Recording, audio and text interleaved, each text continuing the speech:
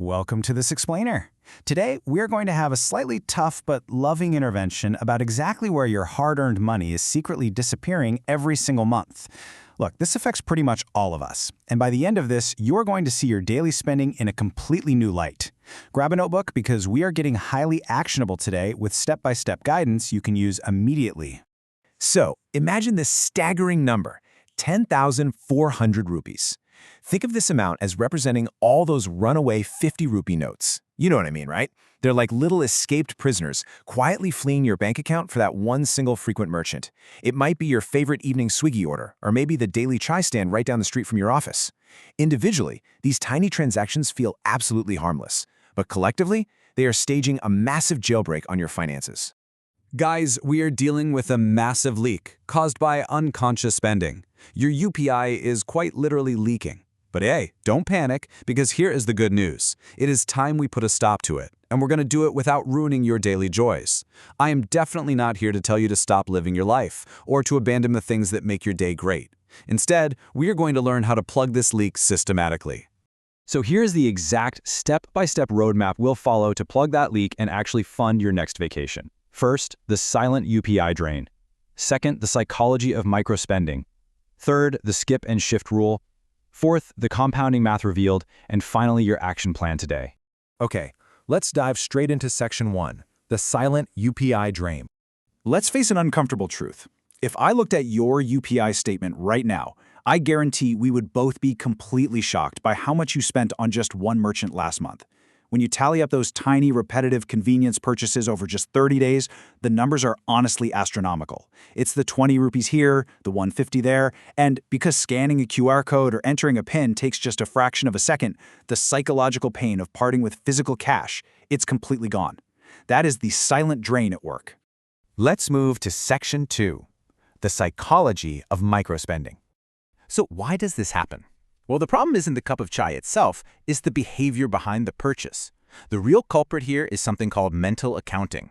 Basically, this is the cognitive process where our brains categorize our money. We tell ourselves, oh, it's just a 50 rupee snack. It doesn't really count against my real budget. And that right there leads to irrational, completely unmonitored spending of these small amounts. It's not about stopping the chai entirely. It's about stopping what we call the unconscious swipe by understanding exactly how our brain tricks us. To fix this, we need to totally transition your habits. Right now, you might be trapped in the unconscious swipe, which is mindless, reactive, and causing endless digital leaks. We need to move you over to the mental accounting jar method. This approach is highly intentional and proactive. Instead of letting your brain dismiss those small purchases, we're going to trick it into actively valuing them. This brings us to your actionable blueprint in Section 3, the skip and shift rule.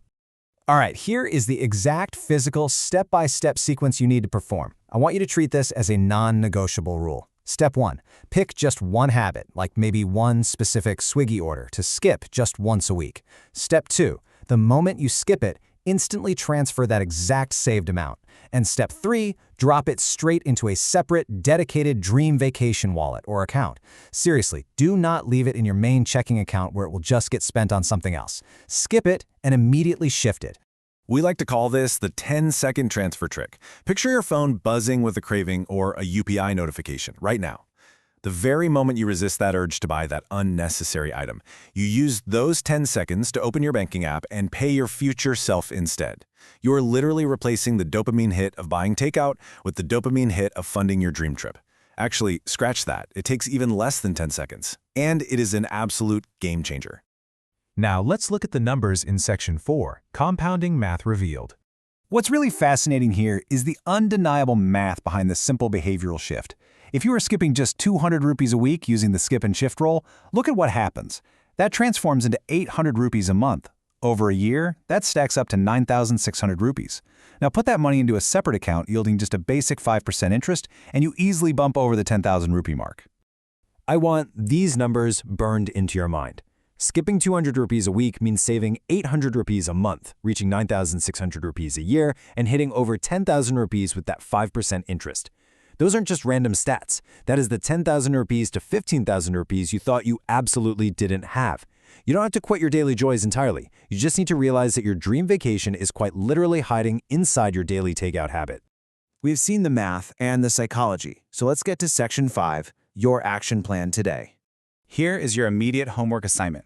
Open your UPI app right now. Go to your transaction history, identify where your money is leaking the most, and find your top 3 merchants. Once you see that data, ask yourself, which merchant are you going to apply the 10-second skip and shift rule to today?